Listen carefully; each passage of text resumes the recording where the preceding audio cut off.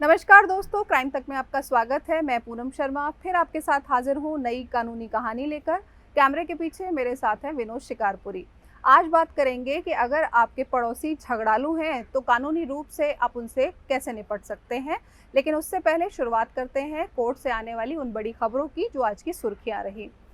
आज supreme court ने जो अमेज़न की इंडिया की हेड हैं अपर्णा पुरोहित, उनकी गिरफ्तारी पर रोक लगा दी है। और तांडव जो वेब सीरीज़ आई थी उसको लेकर कई जगह एफआईआर दर्ज हुई थी और उसके बाद लगातार गिरफ्तारी की तलवार अपर्णा पुरोहित पर लटक रही थी। लेकिन कोर्ट ने आज उनकी गिरफ्तारी पर रोक तो लगाई ही, साथ ही कहीं ना कहीं केंद्र सरकार पर भी ये सवाल खड़ा किया कि ओटीटी प्लेटफॉर्म्स पर जिस तरह का फिलहाल मटेरियल देखने को मिल रहा है वो बहुत ही ऑब्जेक्शनेबल है और उस पर लगाम लगाने की ज़रूरत है। केंद्र सरकार की तरफ से इस मामले में आज गाइडलाइंस क्या क्या हैं वो बताया गया था, लेकिन सुप्रीम कोर्ट ने कहा कि ये गाइडलाइंस हैं, इन पर किसी भी तरह से किसी भी व्यक्ति पर जो ओटीटी प्लेटफॉर्म्स पर इस तरह के ऑब्जेक्शनेबल मटेरियल को डाल रहा है मुकदमा नहीं किया जा सकता। तो हमारे पास कानून होना चाहिए इतना सख्त कि उसके खिलाफ कार्रवाई की जा सके। 2 हफ्ते का समय सुप्रीम कोर्ट ने दिया है और केंद्र सरकार ने कहा है कि इस बीच में वो अपना पूरा ड्राफ्ट सुप्रीम कोर्ट में देंगे और बताएंगे कि इससे निपटने के क्या क्या केंद्र सरकार की तरफ से प्रयास किए गए हैं। दूसरी खबर जो है वो है ट्रांसजेंडर्स को लेकर। उन्होंने एक पीआईएल दाखिल की है और उनका कहना है कि जो ब्लड डोनेशन की स्कीम है उनसे उसको बाहर रखा गया है। तो ये जो स्कीम है हेल्थ मिनिस्ट्री की, इसको वापस लिया जाना चाहिए। हालांकि सुप्रीम कोर्ट ने आज इस मामले में सुनवाई करते हुए केंद्र सरकार को नोटिस तो जारी कर दिया है, लेकिन साथ ही कोर्ट ने कहा कि इस मामले में हम विशेषज्ञ नहीं हैं। ऐसे में ब्लड डोनेशन को लेकर किस तरह की पॉलिसीज़ हैं और क्यों ट्रांसजेंडर्स को नहीं उसमें शामिल किया गया है, ये तमाम चीज़ें डॉक्टर्स के पैनल्स के थ्रू ही साफ होंगी। तो ऐसे में अब अगली बार जब इस मामले में सुनवाई होगी तो केंद्र सरकार और ख़ास तौर से हेल्थ मिनिस्ट्री अपना पक्ष रखेगी कि क्यों ब्लड डोनेशन के लिए इन लोगों को अलग रखा गया है। तो ये तो कुछ कोर्ट से आने वाली खबरें थी। अब बात करते हैं कानूनी कहानी में उन पड़ोसियों को लेकर, ख़ास तौर से उन झगड़ालू पड़ोसियों को लेकर जो आपको बेहद परेशान करते हैं। तो कानूनी रूप से आप उनसे कैसे निपट सकते हैं? बहुत सारे विकल्प हैं आपके पास कानूनी जिनसे आप निपट सकते हैं, लेकिन सबसे पहले ये जानना ज़रूरी है कि आपको किस किस तरीके से पड़ोसी परेशान करते हैं तो आप कानूनी रूप से उनको सबक सिखा सकते हैं। तो बहुत बार ऐसा देखने में आया है कि पड़ोसी जो हैं वो आपकी नाली को रोक देते हैं या कूड़ा आपके घर के सामने फेंक देते हैं। कई मामलों में देखा गया है कि गाड़ी आपके सामने खड़ी कर देते हैं, या फिर मान लीजिए कोई पार्क है आपके घर से लगा हुआ और उस पार्क पर वो कब्ज़ा करके कुछ अपना कंस्ट्रक्शन करा देते हैं, या फिर कोई उनका ऐसा पेड़ है घर में लगा हुआ जिसकी वजह से आपके घर में दरारें आ रही हैं, उससे आप परेशान हैं। या कई बार ऐसा होता है कि न्यूसेंस क्रिएट किया जा रहा होता है, यानी कि बहुत लाउड म्यूज़िक बजाया जा रहा है और आपके घर में बच्चों के एग्ज़ाम हैं। तो बहुत सारी इस तरह की जो परिस्थितियाँ होती हैं उनसे आप कैसे निपटें? तो कई बार तो आप उसकी शिकायत भी करते हैं मान लीजिए पुलिस को, लेकिन कोई विकल्प आपको नज़र नहीं आता है कि चीज़ें सुधर रही हों। तो इस तरह के मामलों में ऐसे पड़ोसियों को सबक सिखाने के लिए सबसे पहले आपको सबूत इकट्ठे करने बहुत ज़रूरी हैं। मान लीजिए कोई इल्लीगल कंस्ट्रक्शन उसने कराया है तो उसकी फ़ोटोग्राफ या वीडियोग्राफी कीजिए, या फिर अपने घर में वो कोई कंस्ट्रक्शन करा रहा है और कंस्ट्रक्शन मटेरियल उसने आपके घर के बिल्कुल सामने रख दिया है जिससे पूरा रास्ता जो है वो ब्लॉक हो गया है और आप ही नहीं बल्कि पड़ोस के और भी बहुत सारे लोग उससे परेशान हैं। तो उसकी वीडियोग्राफी कीजिए, उसके फ़ोटो खींचिए। और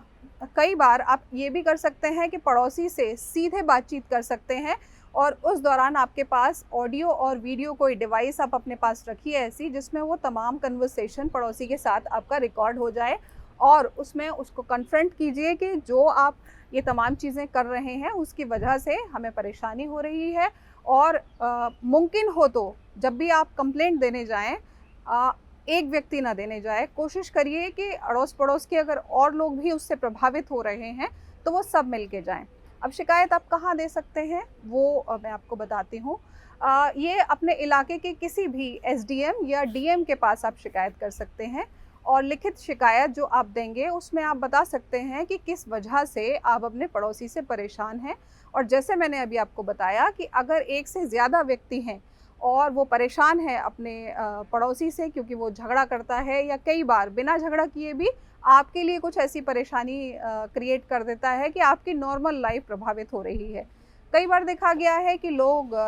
रात भर खुद सोते नहीं हैं और तेज़ लाउड म्यूज़िक रहता है और दूसरा जो है वो उस बीच में रात भर सो ही नहीं पा रहा होता है। या मान लीजिए कोई कंस्ट्रक्शन अपने घर में करा रहे हैं तो वो दिन में ना करा के रात के वक्त करा रहे हैं पूरा कंस्ट्रक्शन, तो दूसरे जो व्यक्ति हैं वो सो ही नहीं पाएंगे उस शोर में। तो इस तरह की परिस्थितियां जब भी आती हैं तो आप एसडीएम के पास जा सकते हैं इलाके के, या डीएम के पास जा सकते हैं और वहां पर अपनी कंप्लेंट दर्ज करा सकते हैं। एसडीएम या डीएम के पास जो आपकी तरफ से शिकायत दी जाएगी वो सीआरपीसी के सेक्शन 133 के तहत दी जाएगी और इसमें तमाम चीज़ों के बारे में जो आपने बताया है उन पर कार्रवाई करते हुए जो एसडीएम हैं या डीएम हैं वो कंसर्न अथॉरिटी को बोलेंगे कि इस पर एक्शन लिया जाए और साथ ही नोटिस किया जाता है उस व्यक्ति को जिससे पड़ोसी से आप परेशान हैं, और उस नोटिस का जवाब देने के लिए भी 15 दिन का वक्त दिया जाता है। लेकिन अगर कोई इमरजेंसी हालात हैं तो इस वक्त को कम भी किया जा सकता है, हो सकता है उससे 3-4 दिन में या हफ्ते भर में जवाब मांगा जाए। अगर वो जवाब उसका नहीं देता है और चीज़ें नहीं सुधर पाती हैं तो फिर भी आपके पास विकल्प है, आप दोबारा कंप्लेंट कर सकते हैं और वहीं एसडीएम के पास जाकर या डीएम के पास जाकर कह सकते हैं कि हालात अभी भी नहीं सुधरे हैं, पड़ोसी अभी भी आपको परेशान कर रहे हैं या उससे आपको परेशानी है। तो ऐसी सूरत में भी आईपीसी के सेक्शन 188 के तहत जो है वो कार्रवाई करने का अधिकार एसडीएम और डीएम के पास है। इस सेक्शन के मद्देनज़र जब भी अगर आपको कोई नोटिस मिलता है या फिर आपको कोई आदेश दिया जाता है, मान लीजिए इलीगल कंस्ट्रक्शन किया है, उसको रिमूव करने के लिए कहा गया है और आपने वो नहीं किया, यानी कि आपने सरकार या सरकारी अधिकारी के आदेश का पालन नहीं किया, तो उसके तहत आपको फिर जो है वो सज़ा का प्रावधान भी है और ऐसी सूरत में आपको 1 महीने तक की जेल हो सकती है और साथ में 200 रुपये तक का जुर्माना इस मामले में हो सकता है। तो ये तमाम चीज़ें हैं जो आप कर सकते हैं। इसके अलावा अगर पड़ोसी ने आपके घर को डैमेज कर दिया है, मान लीजिए कुछ भी ऐसी चीज़ें हैं जिसकी मान लीजिए पड़ोस का व्यक्ति है और उसने नींव खोद के डाल दी है और महीनों से उसने कोई कंस्ट्रक्शन नहीं कराया है और आपको ये डर है कि आपका घर गिर सकता है या मान लीजिए गिर ही गया है, तो ऐसी सूरत में आप कैसे रिकवरी कर सकते हैं या आपका जो आर्थिक नुकसान हुआ है उसकी भरपाई कैसे होगी, कौन करेगा? तो उसके लिए आप कोर्ट में सिविल सूट डाल सकते हैं डैमेजेस के लिए और उसमें बता सकते हैं कि पड़ोसी की इस वजह से आपको ये आर्थिक नुकसान हुआ है। कोर्ट इस तरह के मामलों की सुनवाई करता है। अक्सर देखा गया है कि ऐसे मामले कुछ साल तो चलते हैं सिविल सूट के, लेकिन उसमें आपको राहत मिलती है अगर आप कोई पुख्ता सबूत कोर्ट में दे पाते हैं और ये साबित कर पाते हैं कि वाकई पड़ोसी की वजह से आपकी प्रॉपर्टी को नुकसान हुआ और मानसिक रूप से, आर्थिक रूप से आपको कहीं ना कहीं लगातार यातना झेलनी पड़ी। एक चीज़ और भी होती है कि बहुत सारे जैसे झगड़ालू पड़ोसी हैं, तो उसके लिए सिंपल है कि आप पुलिस में कंप्लेंट देते हैं, लेकिन चूँकि मारपीट से जुड़े हुए मामले हुए या फिर इस तरह की कहा सुनी हुई गाली गलौज के मामले हुए, इस तरह के मामलों में एनसीआर काटती है पुलिस, एफआईआर दर्ज नहीं करती है क्योंकि गंभीर अपराध की श्रेणी में इसको नहीं रखती है। तो एनसीआर जब पुलिस की तरफ से कट जाती है तो उसके बाद आप कोर्ट जा सकते हैं और आप